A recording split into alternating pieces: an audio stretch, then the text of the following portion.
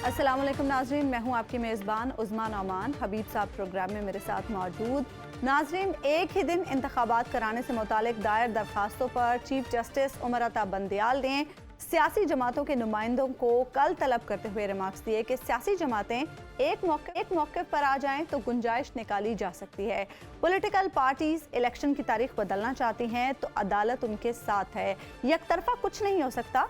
सियासी जमातों को दिल बड़ा करना होगा। सियासी इत्तेफाक हो गया तो ठीक, वरना 14 मई की तारीख दे चुके हैं। इससे पहले अटॉर्नी जनरल मंसूर उस्मान आवान ने सियासी जमातों के दरमियान मुज़ाकरात होने के हवाले से आगाह किया तो अदालत ने इसे हुकूमत की तरफ से मुस्बत इक़दाम करार दिया। सुप्रीम कोर्ट ने वजारत दिफा की तरफ से दायर दरखास्त को अजीब कहते हुए इसे नाकाबिले समात करार दिया। दौरान समात चीफ जस्टिस ने ये रिमार्क्स दिए कि अमनो अमान के मसाइल पहले भी थे। क्या जमानत है कि 8 अक्टूबर को हालात ठीक हो जाएंगे? इंतखाबात के बारे में अदालत का फैसला हो चुका है जिससे पीछे नहीं हट सकते। फौजी अफसरान को भी बताया कि इलेक्शन से पीछे नहीं हट सकते। चीफ जस्टिस ने अटॉर्नी जनरल से कहा कि हुकूमत ने अपना एग्जीक्यूटिव काम पार्लियामान को दिया है या नहीं। अदालत को कहा गया था कि सप्लीमेंट्री ग्रांट के बाद मंजूरी ली जाएगी।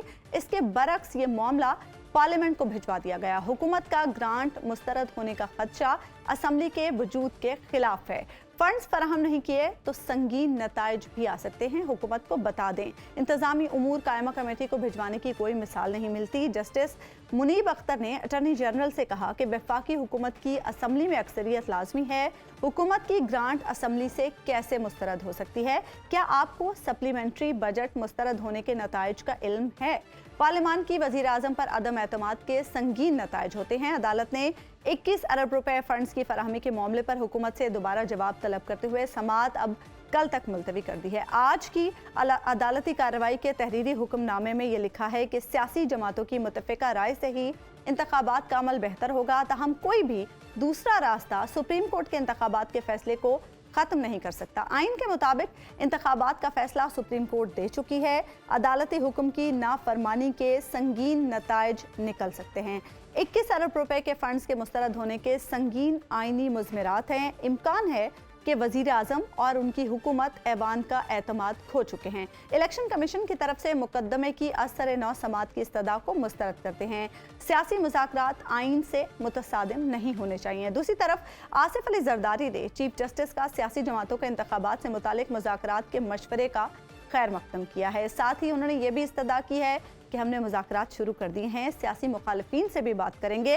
चीफ जस्टिस साहब इस हवाले से कुछ वक्त दें। इसके अलावा आज बिलावल भुट्टो ने मौलाना फजलुर रहमान से डेरा इस्माइल खान में मुलाकात की और उन्हें मुज़ाकराती अमल में शरीक होने के हवाले से आसिफ अली जरदारी का खुसूसी पैगाम पहुंचाया। आज की एक और अहम खबर, सुप्रीम कोर्ट के सीनियर जज जस्टिस काजी फाइज ईसा की दस्तूर की गोल्डन जुबली के हवाले से होने वाली एक तकरीब में शिरकत थी, जिसमें उन्होंने इंतखाबात और इख्तलाफात के हवाले से गुफ्तगू करते हुए ये कहा कि अगर गलत है तो गलत ही रहेगा, चाहे अक्सरियत का ही क्यों ना हो। 184(3) जिसको आमतौर पे स्यूमोटो कहते हैं, मगर स्यूमोटो का लफ्ज़ आइन में इस्तेमाल नहीं किया गया। सुप्रीम कोर्ट का मतलब 184(3) में ये है तमाम जजेस और चीफ जस्टिस मुश्तरका तौर पे अगर फैसला गलत है वो गलत रहेगा, चाहे सबके 7 जज फैसला कर लें, एक की माइनॉरिटी अगर वो सही है तो वो सही है। उनकी राय ये है कि सिर्फ चीफ जस्टिस ये इख्तियार इस्तेमाल कर सकता है, आइन ये नहीं कहता है। अगर आइन कहता है तो मुझे शिक बता दीजिए। दूसरी तरफ पाकिस्तान तहरीक इंसाफ ने निगरान हुकूमतों की मुद्दत पूरी होने पर एडमिनिस्ट्रेटर्स लगाने के लिए सुप्रीम कोर्ट में दरख्वास्त दायर करने का फैसला किया है। सवाल यह है कि क्या एडमिनिस्ट्रेटर्स का नया पिंडोरा बॉक्स खुलने वाला है? क्या इंतखाबात की गाड़ी मुज़ाकरात के ईंधन से चल पाएगी? अदालत सियासी जमातों से दूसरी बार राय तलब कर रही है। इस हवाले से सियासी जमातें कितनी संजीदा हैं?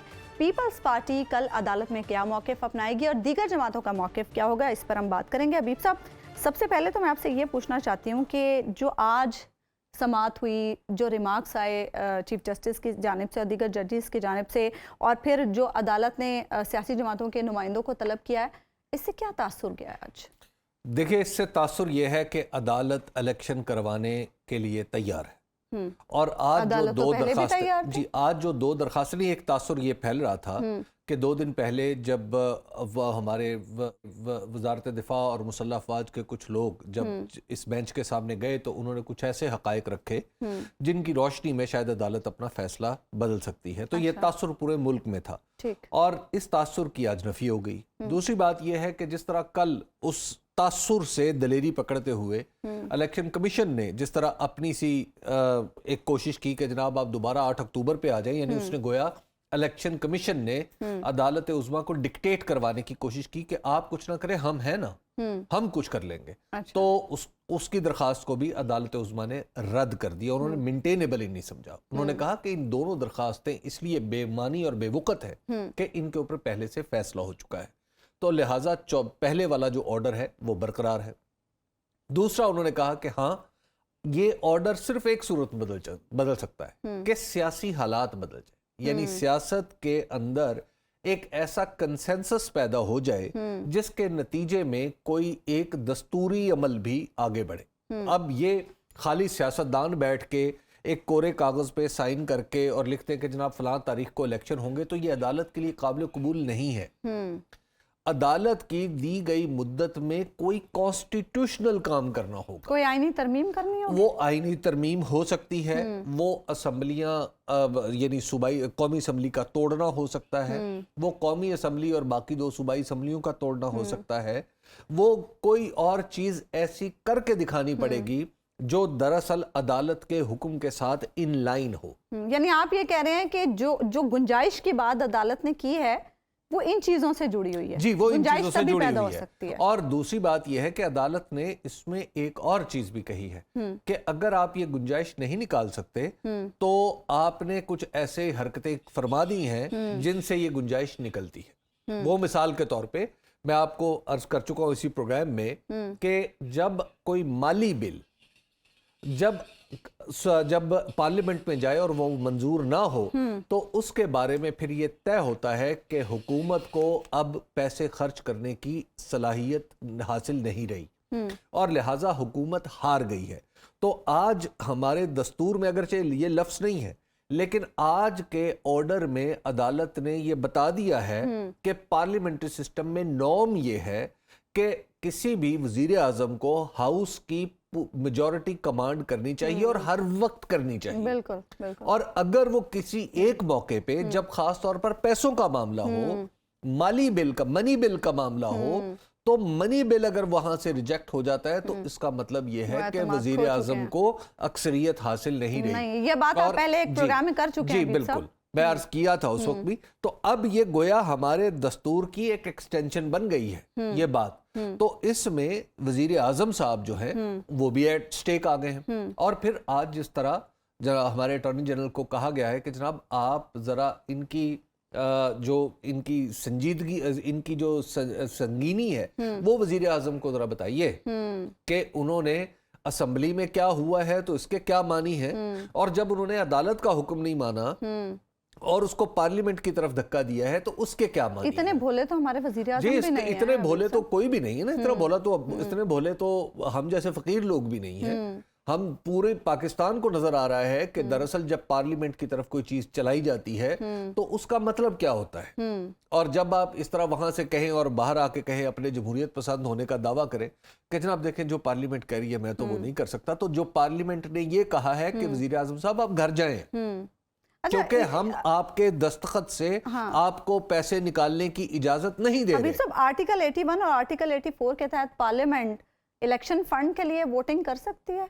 हमारी पार्लियामेंट ने किया। एक तो यह है कि इससे पहले हमें यह समझना चाहिए कि पाकिस्तान के अंदर हमारे सियासतदानों का दावा है कि पार्लियामेंट जो है वो जो ये सुप्रीम है, ये बिल्कुल इसी तरह का दावा है जिस तरह मैं कहूँ कि मैं वजीर आजम, ये मेरा नाम शहबाज शरीफ है। ये बिल्कुल गलत दावा है ना। ये जब आपकी पार्लियामेंट जो है ये सुप्रीम नहीं होती एक विफाक में और जहां पे एक लिखा हुआ दस्तूर मौजूद हो, वहां पे दरअसल दस्तूर की तशरीह सुप्रीम हो जाती है और दस्तूर की तशरीह और उसके मानी का तयन अदालत ने करना होता है। ये आज की बात नहीं है। ये जो तारीख के मतलब आप अब यूं कहिए कि कानूनी तारीख के एक बड़े जय्यद थे चीफ जस्टिस अमेरिका के, जस्टिस मार्शल, ये उनके दो फैसले हैं, एक मलबरी वर्सेस मेडिसन और दूसरा मैकलाउच वर्सेस मैरीलैंड, जिनका ये दो फैसले ऐसे हैं जो ये इस्टेब्लिश करते हैं कि विफाक जो जब बन जाता है और दस्तूर जब बन जाता है तो फिर पार्लियामेंट सुप्रीम नहीं रहती। उसमें खुद हमारे दस्तूर में एक ऐसी शिक है जो पार्लियामेंट को बांध देती है। मिसाल के तौर पे हमारी पार्लियामेंट जिसके सुप्रीम होने का बड़ा दावा किया जाता है, जब भी सियासतदानों इन दिनों तो खासा दावा किया जी जा रहा है। जब ये दावा किया जाता है तो उस वक्त ये भुला दिया जाता है कि हमारी पार्लियामेंट सूबों की हदूद में रद्दोबदल नहीं कर सकती। नहीं कर सकते, हाँ। हमारी पार्लियामेंट वजीर आला को अपने ओहदे से नहीं हटा सकती। हमारी पार्लियामेंट किसी गवर्नर के उज़्लो नस्ब में किसी किस्म का कोई किरदार अदा नहीं कर सकती। हमारी पार्लियामेंट बुनियादी हुकूक को गसब नहीं कर सकती। और यहाँ तो पार्लियामेंट सूबों के लिए इलेक्शन फंड देखिए मना कर रही है पार्लियामेंट में ये जो इसी तरह है ना, जब मामलात आगे बढ़ते हैं, जब वाकयात पेश आते हैं, तो उसके बाद फिर अदालती रास्ते भी निकलते हैं, उस पर गौर खौज भी होता है और बात भी आगे बढ़ती है। इस पर्टिकुलर केस में मैं ये समझता हूँ कि एक बिल्कुल चलती हुई प्रैक्टिस है पाकिस्तान के अंदर कि जब जब यहाँ पे असम्बली टूटी है, हमेशा से इंतखाबात होते रहे हैं और वो पैसे बाद में एडजस्ट होते रहे हैं, लेकिन इस दफ़ा ये पहली बार हुकूमत ने ऐसा किया है कि चूंकि इलेक्शन करवाने नहीं है तो इस वजह से पार्लियामेंट को भी बीच में डाल लो, काबीना को भी बीच में डाल लो। अभी तो मुझे लग रहा है अभी मेरे थोड़े दिन बाद अगर ये काम ना हुआ तो बाल बच्चों की दुहाई दी जाएगी कि जनाब मेरे छोटे छोटे बच्चे हैं, हाँ। अल्लाह के नाम पे इलेक्शन अच्छा हबीब साहब, अदालत ने यह भी कहा कि फैसला हो चुका है, अब पीछे नहीं हटेंगे, ये भी कहा, और दूसरी तरफ ये भी कह दिया कि सियासी जमातें अगर एक पेज पर आ जाती हैं तो फिर गुंजाइश निकाली जा सकती है। ये बातें दोनों अपोजिट हैं, कैसे? एक तो ये बात है कि जब सियासी जमात, देखिए सियासी जमातें जब एक पेज पे आ जाती है तो ये किन सियासी जमातों की बात हो रही है? ये जमात ए जमात बी की बात नहीं हो रही, ठीक है? इस वक्त आपके पास किन पॉलिटिकल पार्टीज में कंसेंसस जरूरी है? पीडीएम और इमरान खान यानी तहरीक इंसाफ, पीटीआई वो पार्टी है जिसने 2 असम्बलियां तोड़ी हैं और जिससे ताल्लुक रखने वाले आज भी उन स्पीकर के आईनी ओहदों पर फाइज हैं, ठीक है? एक स्टेक होल्डर होगी पीटीआई, दूसरी है पीडीएम। पीडीएम कहती है कि जनाब हमने इलेक्शन नहीं कराना, लेकिन पास असम्बली तोड़ने का इख्तियार मौजूद है, ठीक है? वजीर आजम अगरचे पीएमएलएन से ताल्लुक रखते हैं लेकिन ब्रॉडली वो पीडीएम का हिस्सा है। और तीसरी पार्टी है पीपल्स पार्टी, जो इस हुकूमत का, पीडीएम का हिस्सा तो उस तरह नहीं रही लेकिन हुकूमत का हिस्सा है। तो लिहाजा इन पार्टियों के दरमियान इत्तफाक राय की बात हो रही है। वो ऐसा नहीं हो रहा कि जनाब रिपब्लिकन और डेमोक्रेट अमेरिका में अगर इत्तफाक राय कर लेंगे तो बात ये आगे चल पड़ेगी। इत्तफाक राय कैसे होगा हबीब साहब? वजीर आजम के मुशीर और पीपल्स पार्टी के सीनियर रहनुमा कमर जमान कायरा साहब हमारे साथ मौजूद हैं। कायरा साहब, आज आपकी मौलाना फजल रहमान से मुलाकात हुई और पीपल्स पार्टी तो खास तौर पर पिछले दिनों से काफी सरगर्म है मुज़ाकरात के लिए, तो क्या आपको विद इन पीडीएम आपको लगता है कि आप इत्तेहाद कायम कर पाएंगे और फिर इत्तफाक कर पाएंगे किसी चीज पे? देखिए हबीब साहब गुजारिश ये है कि पीपल्स पार्टी ने इस हालात में जितना ये कठिन मसला बन गया है, जितनी तलखी बढ़ गई है, जितना हैजान पैदा हो गया है, ये यकीनन हमारी दानिश में बड़ा नुकसानदेह है और ये डेडलॉक का बायस है। इससे नुकसान होने का एहतमाल है। पीपल्स पार्टी अपने तजर्बे की बुनियाद पे इस पे आगे बढ़ी और इसमें बाकी जमातों ने रिस्पॉन्ड किया और बाकी दोस्तों ने भी इस पे, जैसे जमात इस्लामी है या एएनपी, वो भी अपने तौर पे कोशिश हो गए। अच्छी बात है। हमारी कोशिश ये है कि हम अपने इत्तेहादियों को, जो बहुत हार्ड रवैया रख बैठे थे कि डायलॉग नहीं हो, वो डायलॉग के मुखालिफ नहीं है। तो बेसिकली जो किसी के तहफ़्फ़ुज़ भी थे या हैं, वो है कि डायलॉग विद इमरान खान होना चाहिए कि नहीं। एक ऐसा शख्स जो गुफ्तगू मुनासिब नहीं करता, जो हार्ड लाइन लेता है, जो बदजबानी, बहुत लोगों के एतराज़ात हैं, आप जानते ही हैं, जो 5-6 साल से जो माहौल है, तो उसमें खान साहब के रवैये की बदौलत एक सख्ती है, वरना कोई जमहूरी कुव्वत, कोई जमहूरी ताकत डायलॉग की मुखालफ तो नहीं होती। और खान साहब खुद गालियां दे दे के कहते रहे कि मैं डायलॉग नहीं करूंगा। इससे एक माहौल बना हुआ है। लेकिन हम जितने लोगों के पास भी, जितनी जमातों के पास भी गए हैं, सब ने बाय एंड लार्ज इस प्रिंसिपल पे एग्री किया है कि डायलॉग डेमोक्रेसी का हिस्सा है, इससे इनकार नहीं है।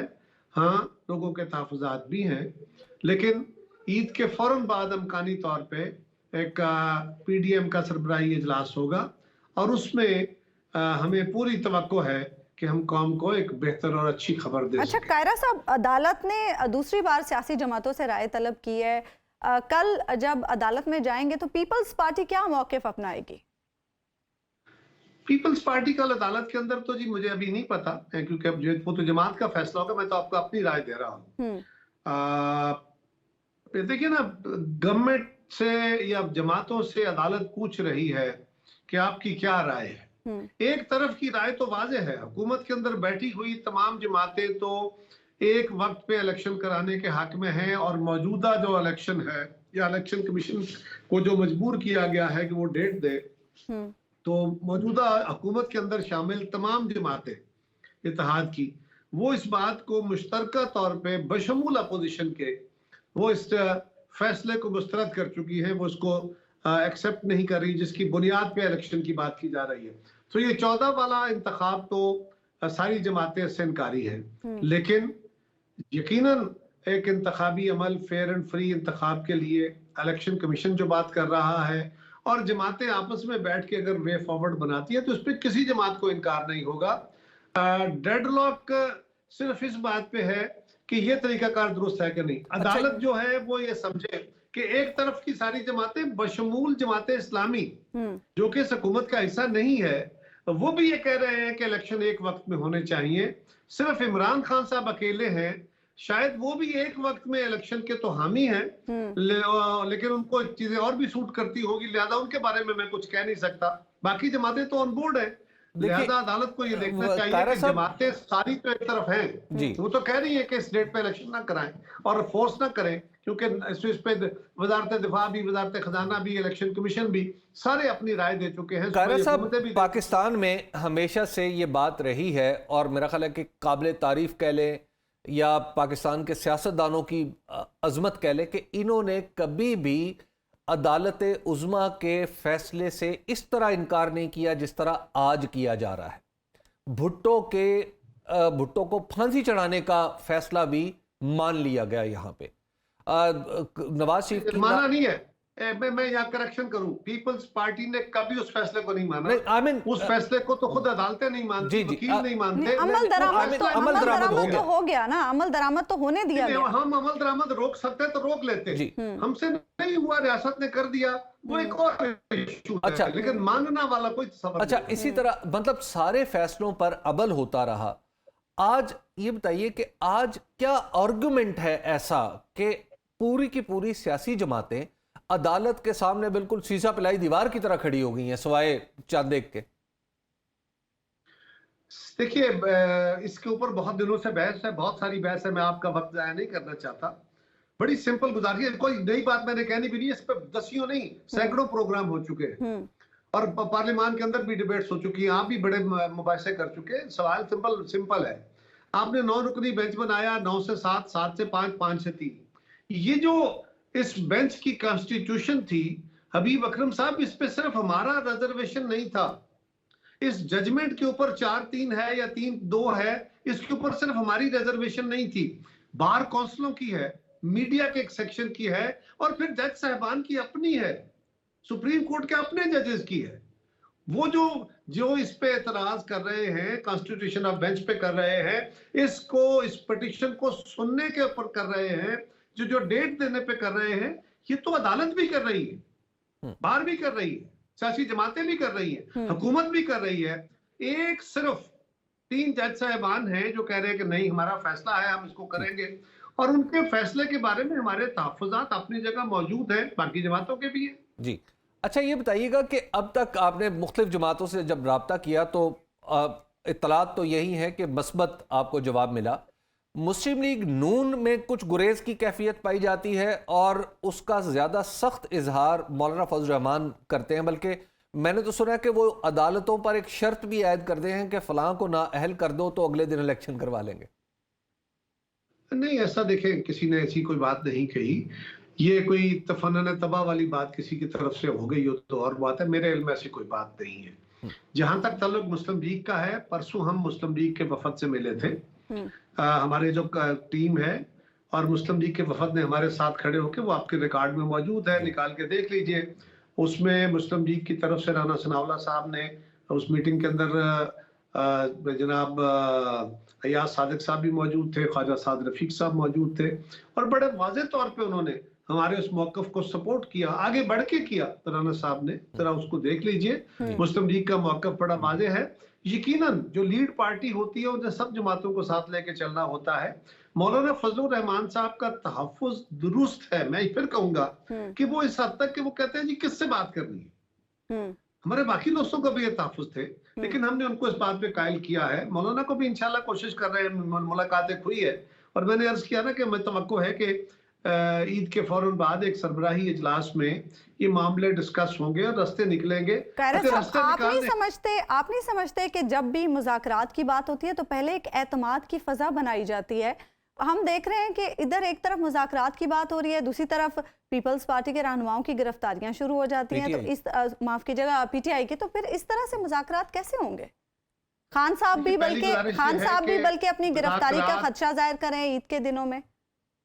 देखिए, इमरान खान साहब के खदशे ऐसे ही झूठे हैं जिस तरह उन्हें साइफर का खतरा था, जिस तरह उनके खिलाफ अमेरिकी साजिश थी, जिस तरह उनकी जान को खतरे हैं, जिस तरह पता नहीं क्या क्या उनके तो अपने एक जहान है उनका अपना बनाया हुआ, और वो पिट भी गया है। लेकिन कारा साहब उन पे हमला भी हो चुका है, साइफर भी रिकॉर्ड पे है। वो अलग बात है। साइफर के ऊपर वो बहुत अपनी पोजीशन बदल चुके हैं। कभी बाहर से हमला हुआ था, कभी अमेरिकी साजिश थी, कभी पाकिस्तान से साजिश होकर गई थी। वो छोड़िए हबीब साहब, उसके ऊपर तो कोई संजीदा बात नहीं की जा सकती। लेकिन अगर उनकी जात को कोई खतरा है, बिल्कुल उन पे हमला हुआ है और हम उस बात पे मुतफक्कर हैं।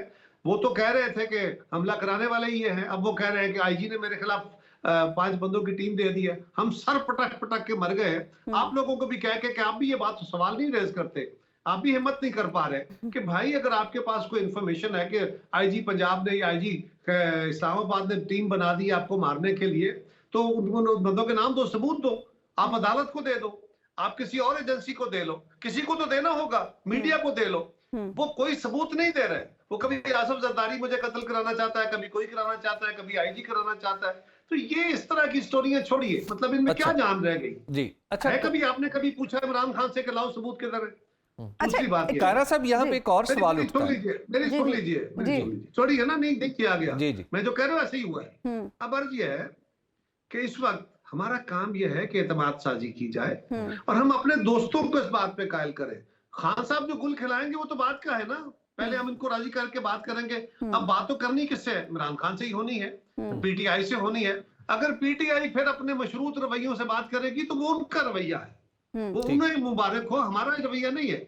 हम ये गारंटी नहीं कर सकते कि पीटीआई इस बात पे राजी होगी। क्या ये बात सच है कायरा साहब? क्या ये बात सच है कि हुकूमत खान साहब से मुज़ाकरात से पहले कुछ गारंटीज भी चाहती है? और ये गारंटीज कौन देगा? असल बात तो ये है कि हुकूमत पहले तो राजी हो मुज़ाकरात के लिए, खुदा के लिए पहले आर्गुमेंट को देखें आप कर क्या रहे हैं। मैं क्या कह रहा हूँ? मैं कह रहा हूँ अभी तक तो सब लोग इस बात पे है कि ठीक है मुज़ाकरात होने चाहिए, लेकिन जब मुज़ाकरात की संजीदगी इस पे बैठ के बात होगी तो फिर हुकूमत ये चाहेगी कि किस बात के मुज़ाकरात होने हैं। उनकी जिससे मुज़ाकरात होने हैं उसका अपना एक एजेंडा होगा, हमारा अपना एक एजेंडा होगा। कारा साहब मिनिमम नुक्ता कौन सा है? मेरी अर्ज सुन लीजिए, हम क्या कह रहे हैं? पहले दिन से कह रहे हैं, मैं आज से 6 महीने हो गए ये बात कहते हुए कि खान साहब कोई शर्त के साथ मुज़ाकरात नहीं होंगे। अगर हम इमरान खान को कह रहे हैं कि शर्तों से मुज़ाकरात नहीं होंगे तो हम कैसे शर्तें लगा सकते हैं? लेकिन कारा साहब दो बातें हैं ना, एक तो ये बताइए कि मिनिमम कौन सा नुक्ता है जिस पर मुज़ाकरात आप पहले इकट्ठे होंगे और फिर मुज़ाकरात हों, और दूसरी बात इस मुज़ाकरात में अहमियत की हामिल इस तरह है कि एक अदालती फैसला भी फील्ड में है। हमारा तो ये है जी कि पहले मुज़ाकरात होने चाहिए। हम अपने दोस्तों के इस बात पे सॉफ्ट कर रहे हैं कि मुज़ाकरात का अमल डेमोक्रेटिक अमल है, ये रास्ता खुलना चाहिए और सियासी कुव्वतों को रास्ते पैदा करने चाहिए। हमें तवक्को है कि पीटीआई के अंदर जो सियासी एलिमेंट हैं, वहां जो हिजानी कैफियत वाले लोग हैं उनको एक तरफ रखिए, जो सियासी एलिमेंट है, सियासी सोच के हामिल है वो अपनी जमात में इस बात पे पोजीशन लेंगे कि मुज़ाकरात के जरिए बैठ के रास्ते का हल निकालना चाहिए, और इस पे हम बात करेंगे इंशाल्लाह। अच्छा कायरा साहब, दूसरी गुजारिश ये है, कायरा साहब, दूसरी गुजारिश पाकिस्तान ये है, तहरीक आपका सवाल का इंसाफ, दूसरा हिस्सा जी जी मुझे देखिए, पहले सवाल का जवाब तो दे लेने जी देना। जी ठीक है, ठीक एक सवाल के अंदर से सवाल करते जाएंगे तो फिर कहीं तक कहीं बैठते। जी जी जी कायरा अब साहब, मेरा आपने हबीब अकरम साहब का दूसरा सवाल ही मुझे बुला दिया। जी, अदालती दूसरा हिस्सा फैसला क्या है फील्ड में। ये अदालती फैसला मौजूद है। अदालत ने आज क्या कहा? अदालत ने कहा अगर सियासी जमातें डायलॉग करते हैं तो हम रास्ता निकाल सकते हैं। अगर अदालत रास्ता निकाल सकती है तो यही काम हम भी चाहते हैं कि अदालत को किसी हार्ड लाइन पे जाके हम अदालत के लिए भी इम्तिहान ना बने, और अदालत के अंदर जो इम्तिहान बना हुआ है वो भी अदालत उसका भी कोई रास्ता निकाल सके, स्टैंड ऑफ को दूर किया जाए और पाकिस्तान में इस हिजान को कम करके, हिद्दत को कम करके वे फॉरवर्ड निकाला जाए। और इसके लिए एक टाइम फ्रेम भी है अदालत की। आज मैंने फैसला पढ़ा, अगरचे उसमें वाज़े तौर पे तो नहीं, लेकिन एक तालिब इल्म के तौर पे मुझे ऐसा लगता है कि जैसे 14 मई शायद आखिरी दिन है या उससे कुछ पहले पहले मुज़ाकरात का मामला सामने आ जाना चाहिए किसी कंक्रीट फॉर्म में। देखिए, अगर तो ये होना हबीब अकरम साहब के मैं आपको कोई बंदा मुझसे गारंटी चाहे कि हबीब अकरम से तुम मुज़ाकरात करके फाइनल कर लोगे इतने दिनों में, तो ये गारंटी मैं तो नहीं दे सकता। अभी आप शायद दे सकते हो। खान साहब से मुज़ाकरात करने हैं, वो करेंगे कि नहीं करेंगे, वो क्या शराइत रखेंगे, और ये बात भी तय है कि मुज़ाकरात सियासी कुव्वतों के दरमियान होने चाहिए। अदालत को अदालत का काम करना चाहिए, पंचायत का नहीं। हमें बिल्कुल मुज़ाकराती अमल की तरफ बढ़ने का यही रास्ता है, इसी के लिए हम कोशां हैं, हम कोशिश कर रहे हैं। जमात इस्लामी भी कर रही है, लेकिन पीपल्स पार्टी की क़यादत तो बाकायदा हम एक एक जमात के पास गए हैं, लोगों को इस बात पे कायल करने की कोशिश कर रहे हैं, और कर रहे हैं, और इंशाल्लाह मुस्बत कर रहे हैं। तो मौलाना ने आज क्या जवाब दिया आपको? मैंने गुजारिश की ना कि मुज़ाकरात का जो हमारा अमल है ये जारी है।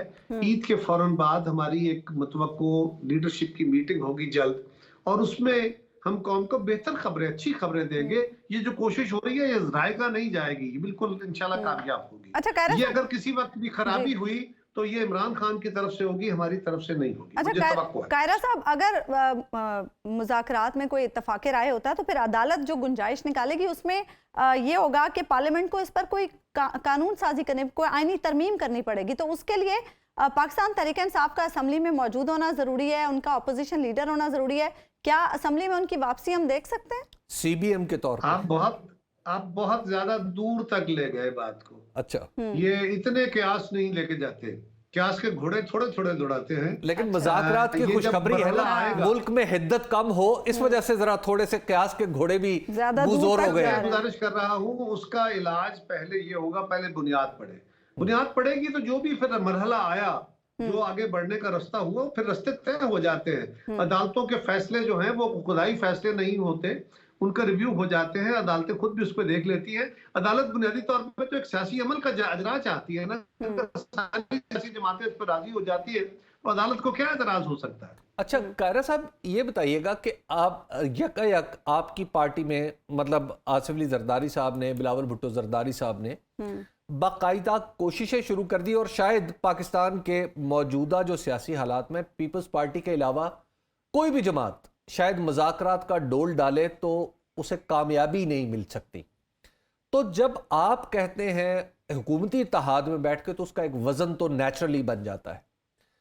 क्या देखा जा सकता है, अगेन आप कहेंगे कि क्यास का घोड़ा कुछ ज्यादा आगे निकल गया है, लेकिन जब आप ये कह रहे हैं और मुसलसल इसी लाइन को लेके आगे बढ़ रहे हैं, तो आपको अक्टूबर ही इलेक्शन की डेट नजर आती है या पीछे भी आया जा सकता है? मैं इस सवाल को अभी रेफर करता हूं, इसका जवाब इसलिए कि मुझे कतईयत के साथ बातें नहीं करनी चाहिए। अगर मेरी जमात ये कोशिश कर रही है कि हम मुज़ाकरात का अमल जारी रखें तो फिर उसके ऊपर कतईयत से बातें नहीं करनी चाहिए। मुझे अपने ख्याल के घोड़े नहीं दौड़ाने चाहिए। मैं ये तवक्को कर रहा हूँ कि जो डेट अक्टूबर की दी गई है उसके आगे पीछे जब आप बैठेंगे तो आप फ्लेक्सिबल बैठेंगे ना। अगर हम कहें कि नहीं जी ये डेट आ गई, इससे आगे पीछे नहीं होना, तो फिर हमारी तरफ से शर्त आ गई। अगर खान साहब कहें जी नहीं 14 से आगे पीछे नहीं होना उनकी तरफ से, तो ये तो नहीं होगा, लेकिन इसके दरमियान कोई बेहतरी का रास्ता होगा। बड़ी अच्छी बात की आपने कमर ज़मान कारा साहब, बहुत बहुत शुक्रिया। प्रोग्राम में आप हमारे साथ मौजूद रहेंगे नाम नाज़रीन, और ब्रेक के बाद वापस आएंगे तो इस पर मजीद गुफ्तगू करेंगे। वेलकम बैक नाज़रीन। अदालत ने एक दिन इंतखाबात कराने की दरखास्तों पर सियासी जमातों को नोटिस जारी किए हैं और अब पाकिस्तान तहरीक इंसाफ की जानिब से जो वक्त पेश होगा उसमें शाह महमूद कुरैशी और फवाद चौधरी शामिल हैं। खान साहब ने इसकी मंजूरी दे दी है।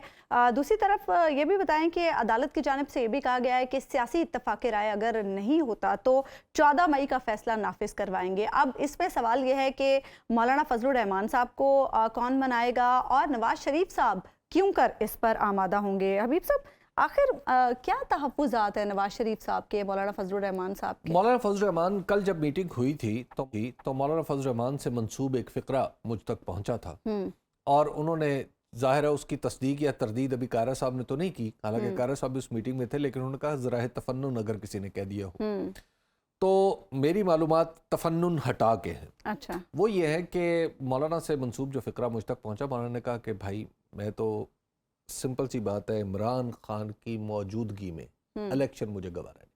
अच्छा, और अगर इमरान खान को नाअहल कर देते हैं और उन्होंने कुछ चीज़ें भी गिनवाई कि इमरान खान को इस बुनियाद पे नाअहल किया जा सकता है, इस बुनियाद पे नाअहल किया जा सकता है, इस बुनियाद पे नाअहल किया अपनी जा सकता है। अदालत लगाई जी, अपनी उन्होंने अदालत लगाई। ज़ाहिर है कोई भी फ़कीह हो ना, और माशाल्लाह मौलाना फजल रहमान मद्दसल्लाहु अलैहि वो तो मुज्तहिद के दर्जे पे फाइज है, इज्तिहाद वो माशाल्लाह कर लेते हैं। तो मामलात में तत्मीक या इंतबाक कैसे कायम किया जाता है ये तो फिर किसी मौलवी साहब को तो नहीं आप समझा सकते ना। तो उन्होंने अपनी दानिस्त में वो सारे इल्ज़ामात मुंतबिक किए इमरान खान के ऊपर जिनकी बुनियाद पे किसी भी शख्स को नाअहली के टिकटिकी पर कसा जा सकता है। अच्छा, तो उन्होंने एक शर्त ये रखी कि ये काम हो, और बल्कि वहाँ पे तो किसी ने ये भी कहा कि मुज़ाकरात जो हैं वो हम अदालत से कर लेते हैं। अच्छा, ये मतलब तो फिर सब ने कहा अब क्या बात करें, ऐसे तो नहीं हो सकता। और बिलावल भुट्टो जरदारी साहब ने मुसलसल और अपने शाइस्ता लहजे में जिस तरह वो इसरार करते हैं कि नहीं मुज़ाकरात का रास्ता तो हमें खोलना पड़ेगा। तो एक तो ये बात है। दूसरी बात ये है कि जो मौलाना फजल रहमान साहब जो गुफ्तगू फरमाते हैं आजकल, या आप यूं कह लीजिए कि मार्च 2019 से ऑनवर्ड वो जो कुछ गुफ्तगू फरमाते हैं, दरअसल उनकी गुफ्तगू में और लंदन में बैठे नवाज शरीफ साहब की गुफ्तगू में अजीब तवारुद पैदा हो जाता है। अच्छा, तवारुद एक मैं जरा वाज़े कर दूं कि अदब की एक सिन्फ है कि जिसमें आपके जहन में जो ख्याल आया वही मेरे जहन में आ गया, टेलीपैथी वाला, और हम दोनों ने एक जैसे लफ्जों में उसको बयान कर दिया। इसे कहते हैं केमिस्ट्री मैच जी, करना। तो इसको चलिए आजकल इसको केमिस्ट्री मैच करना कहते हैं। तो खैर ये जो ख्यालात का तवारुद है ये हम देखते हैं कि मौलाना फजल रहमान, हजरत नवाज शरीफ साहब और मोहतरमा मरियम नवाज साहिबा, ये एकदम हमें होता हुआ नजर आता है। आप ये बात करें तो फिर अभी कायरा साहब तो कह रहे थे कि राना सनाउल्लाह साहब भी मुज़ाकरात की बात करें, वो भी मुज़ाकरात के हामी है, तो ये कैसे हो सकता है? राना साहब तो बड़े क्लोज हैं नवाज मुझे शरीफ एक साहब दिलजले ने कहा था, मुस्लिम लीग नून से ताल्लुक़ रखने वाले, उसने कहा कि मुज़ाकरात के लिए हर वो शख्स तैयार है जो आजकल जमात के अंदर नवाज शरीफ साहब के कैंप में नहीं समझा जाता। अच्छा, तो गोया जमात मुस्लिम लीग नून के अंदर भी दो कैंप हैं। खैर, राना सनाउल्लाह साहब एक बड़े ही सीजनड और बड़े ही मंझे हुए सियासी कारकुन हैं, और जमहूरियत के लिए और अपनी बात पे स्टैंड लेने के लिए वो मशहूर हैं, मारूफ हैं। हत्ता कि उन्होंने जनरल परवेज़ मुशर्रफ के दौर में बहुत तशद्दुद और तजलील, सियासतदान की जो तजलील करते हैं वो उसकी इज्जत ही होती है बेसिकली, उन्होंने वो बर्दाश्त की और उसके बाद अपनी लाइन पे अपनी जगह पे डट के खड़े रहे। अब राना सनाउल्लाह साहब के बारे में एक आम तासुर ये है कि जनाब ये तो इमरान खान साहब के बड़े खिलाफ है, और कि जनाब वो आज उनका बयान भी मैं देख रहा था कि ईद पे बड़े इत्मीनान से रहें, अपने अहले खाना के साथ ईद मनाएं, देखिए ये तासुर किसी हद तक दुरुस्त नहीं है। अच्छा। उसकी वजह यह है कि मेरी जो मालूमात है कि ज़मान पार्क पर जब पुलिस गई थी तो वो ऑपरेशन पे गौर हो रहा था। अच्छा। कुछ लोग बैठे हुए थे और वहाँ पर ज़मान पार्क के अंदर पुलिस के जाने की सबसे ज़्यादा मुखालफत जिस शख्स ने की थी वो राना सनाउल्लाह साहब। तो फिर ये ऑपरेशन कैसे हुआ? अच्छा, राना सनाउल्लाह साहब ने कहा कि कोई अनटूवर्ड वाक़या ना हो जाए, खुदा न खास्ता, कहीं ऐसा ना हो कि कुछ बड़ा कोई हमाकत हो जाए, हमें इतना करीब नहीं जाना चाहिए जमान पार्क। यहाँ तो इस वाक़े का जिम्मेदारी उन्हें समझा वहां जाता पे, है। लेकिन वहां पे बुलडोजर भी गए। अब ये बताइए कि अब ये सोचना है कि कौन था वो जो ये कह रहा था कि नहीं उस मजलिस में कि जनाब नहीं जाना चाहिए जी। अच्छा, वो थे अताउल्लाह तारड़ साहब। अच्छा, अता तारड़ जी, अता तारड़ जी। अता तारड़ साहब चूंकि नौजवान भी हैं माशाल्लाह, जो शीले और भी जो खासे शीले हैं। भी हैं, और मुस्लिम लीग नून से उनकी वाबस्तगी जो है वो बड़ी खानदानी नोयत की है। तो इसलिए अता तारड़ साहब ने इस बात पे बहुत जोर दिया, और बल्कि उनसे उन्होंने किसी को ये भी कहा कि ये जो 70 साल के बाबे हैं, इशारा किया शहबाज शरीफ साहब की तरफ और राना सनाउल्लाह साहब की तरफ, कि 70 साल के बाबे जो हैं इनकी ये उम्र के इस हिस्से में आ चुके हैं जहां पे ना इन्हें सियासत आती है, अच्छा, ना अपनी जगह, ना ये कोई बड़ा फैसला कर सकते हैं। ये कहते हुए गालिबन वो भूल गए होंगे कि 70 साल से ज्यादा उम्र तो जनाब नवाज शरीफ साहब की भी है, और मतलब उनके यानी अब बंदा क्या अर्ज करे ऐसी बात पे। तो वो जोशे जज्बात में या जोशे जवानी में इस तरह की बात उनके मुंह से निकल गई बारात। तो अता तारड़ साहब ने वहां पे जो प्रिवेल कर गए, और अता तारड़ साहब को शरीफ खानदान में एक खास हैसियत हासिल है। मिसाल के तौर पे जब हमजा शहबाज साहब वजीर आला थे जिन दिनों, उन दिनों में डिफेक्टो वजीर आला अता तारड़ साहब थे। अच्छा जी। अच्छा। तो उन्हें बाकायदा तौर पर यहाँ पे लाया गया, रखा गया था कि पंजाब के मामलात ये लुक आफ्टर करेंगे। तो मरकज में भी दरअसल वो इसी तरह के मामलात लुक आफ्टर करने। अच्छा, मुझे ब्रेक पे जाना है हबीब साहब, लेकिन उससे पहले ये एक छोटा सा सवाल मैं आपसे पूछना चाहती हूँ, पीपल्स पार्टी इतनी एक्टिव क्यों है?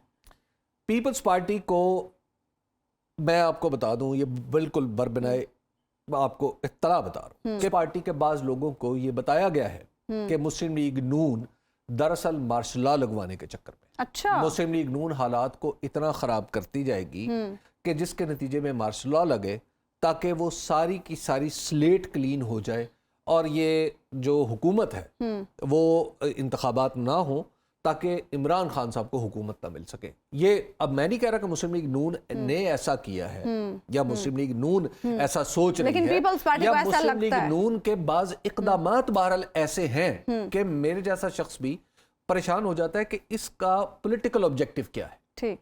तो इस वजह से मुस्लिम लीग नून के अंदर जो मुस्लिम लीग नून के अंदर जो बढ़ती हुई फ्रस्ट्रेशन है, ये उसी का नतीजा। आप देखती है ना, मोहतरमा मरियम नवाज साहिबा भी कहती है तराजू के दोनों पलड़े बराबर करो, लेवल प्लेइंग फील्ड। नहीं, लेवल प्लेइंग फील्ड, तराजू के पलड़े बराबर करने का मतलब है कि इमरान खान को ना अहल करो, जेल में डालो, फिर इलेक्शन अगले दिन करवा लो। ये तो उनका बयान है।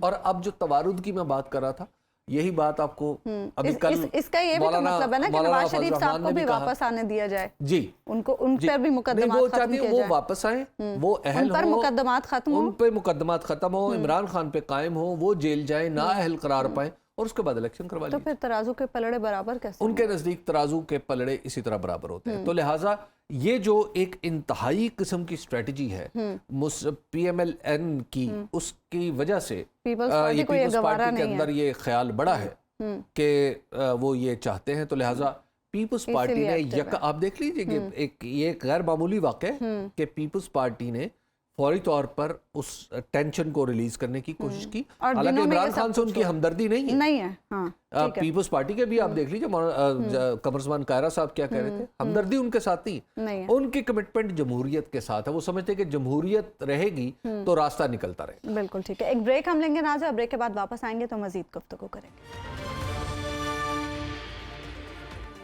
वेलकम बैक नाज़रीन, हम बात कर रहे हैं सियासी इत्तेफाक राय के हवाले से। इस हवाले से मुलाकातों का सिलसिला भी जारी है, और इसके साथ साथ कमर ज़मान कायरा साहब ये बता रहे थे कि ईद के बाद PDM का सरबराही इजलास भी बुलाया जाएगा जिसमें बातचीत भी की जाएगी। हबीब साहब, गुज़श्ता रोज़ जब आपने खबर दी थी तो आपने कहा था कि ख़ास प्लेटफॉर्म के नीचे खास छतरी तले ये मुज़ाकरात होने जा रहे हैं जी। गारंटर्स की गारंटी क्या पक्की होगी, क्योंकि तभी बातचीत आगे बढ़ सकेगी? इसकी पहले तो ये बात है कि गारंटी बहुत ज़रूरी है। उसकी वजह यह है कि माजी में इन सारी सियासी जमातों ने कुछ ना कुछ ऐसा किया है कि जिस पर भरोसा नहीं किया जा सकता। मिसाल के तौर पे आपको याद होगा कि मुआहिदा मरी हुआ था जब इफ्तिखार चौधरी साहब की बहाली का मसला दरपेश था, और मुआहिदा मरी जब हुआ तो उसमें आसिफ अली जरदारी साहब ने कहा कि ऐसा करते हैं। तो उसमें मलिक रियाज साहब भी मौजूद थे। तो मलिक रियाज साहब उस ज़माने में काफ़ी एक्टिव थे। तो मलिक रियाज साहब को कस्में, वो समझते हैं कि जब कसम खाई जाए तो बात पुरतयक़ुन हो जाती है। उसमें ये हुआ कि उन्होंने कहा कि अच्छा जी, वो जिस तरह बोलते हैं जल्दी जल्दी, अच्छा मैं कुरान ले आना, मैं कुरान ले आना, कुरान दे तो नवाज शरीफ साहब ने कहा जी कुरान पे नहीं, ठीक है, लेकिन खैर यानी कुरान बीच में आ गया। अच्छा। तो लेकिन सादा कागज़ पे वो मुआहिदा हुआ। लेकिन आसिफ अली जरदारी साहब ने बाद में फरमाया कि ये ज़रूरी नहीं है इन वादों पर पूरा उतरना। ठीक। तो अब ज़ाहिर है हमारी पॉलिटिकल पार्टीज़ की ये है, आप यूँ कह लीजिए कि अमूमी तौर पे उनकी रेप्यूट, ठीक है। अब जब इसी तरह जब मुस्लिम लीग नून ने ये 2022 में जब हुकूमत संभाली थी, तो मुस्लिम लीग नून का वादा ये था कि हम हुकूमत संभालते ही असम्बली तोड़ेंगे। अब वो वादा जिससे था वो बेचारे भी परेशान है आजकल, और काफ़ी अरसे से परेशान है, और वादा भी मुस्लिम लीग नून ने पूरा नहीं किया था। अच्छा, अब ऐसी सूरत में आपको कोई ना कोई गारंटी तो चाहिए होगी। वो तो बहुत जरूरी है। अब गारंटी क्या होगी कि कोई, आप समझते हैं कि एस्टैब्लिशमेंट बीच में बैठी होगी, या कोई अदलिया का कोई नुमाइंदा रजिस्ट्रार बीच में बैठा होगा, ऐसा नहीं होगा। अब एक्शन की गारंटी होगी।